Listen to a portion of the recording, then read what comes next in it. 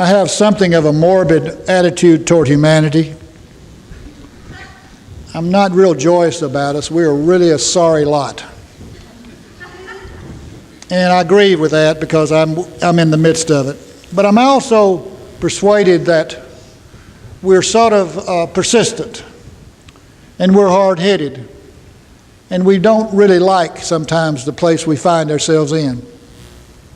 And that's why there's communities, and that's why there's churches, that's why there's spiritual teachers, that's why there are aspirations for a better understanding of how to find a wholeness in our being, a balancing of the darkness with the light, a system, an attitude, an experience that can bless us and lift us and encourage us. And I find it more often than not that comes from relationships, not solitude. It comes from wondering and pressing and understanding and hearing ideas rather than recounting our biases to ourselves. So it behooves me and it behooves us all to recognize and honor what a gift we have in this congregation, in places and people that care about us, where we really can tend to some things that are important. We can look with light eyes and hopeful hearts at what we can learn about ourselves that we can apply for better living, for deeper understandings, for broader compassions, to bless ourselves. Because life is one thing after another, just one thing after another. And when we engage it with openness, we look back maybe at times, on occasions, to go, my goodness, what a trip that has been.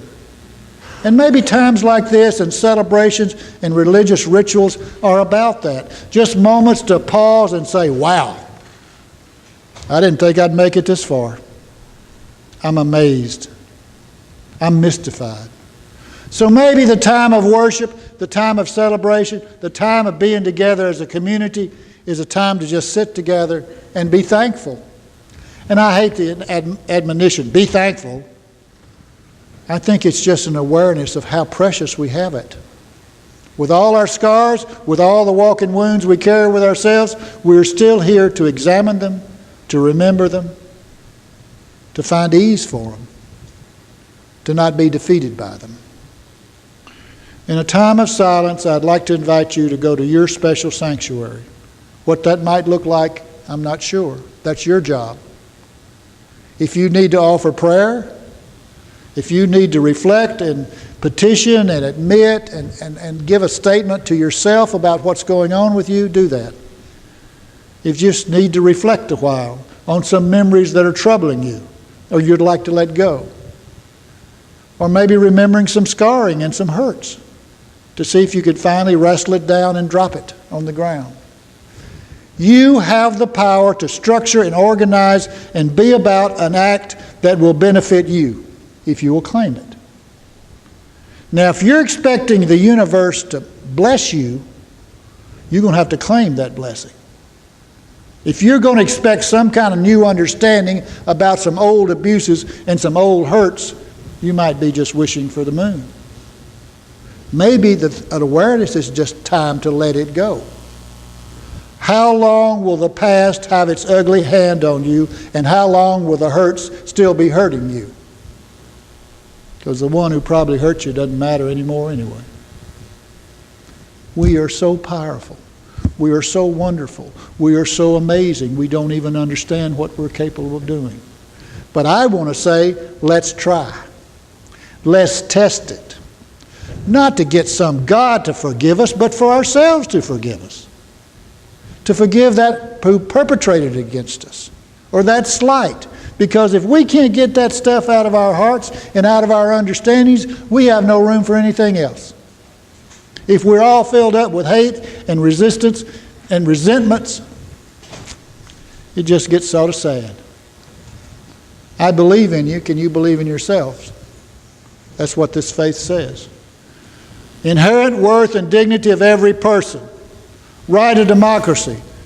Independent and free search for truth.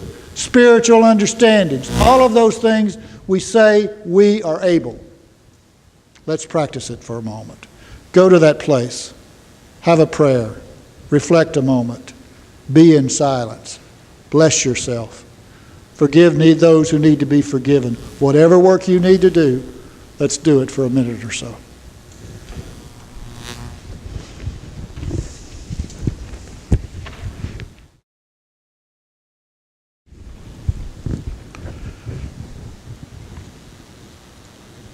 May it be that we embrace life as an adventure in love, engagement, participation, intimacy with the beauty and wonder that's existence.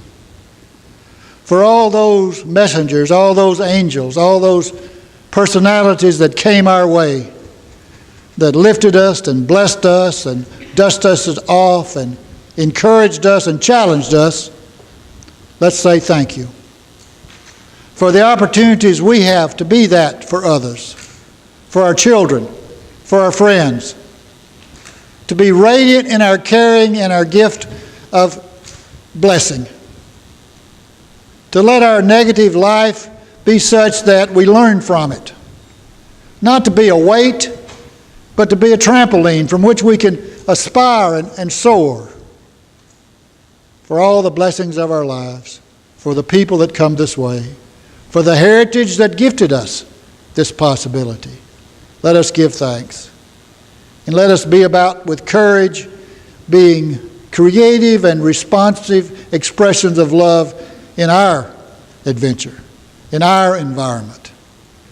Agents of justice making where we can find fairness in our social order and goodness in our regard for one another.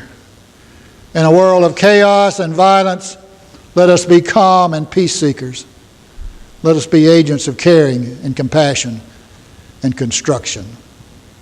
May it be so. Amen.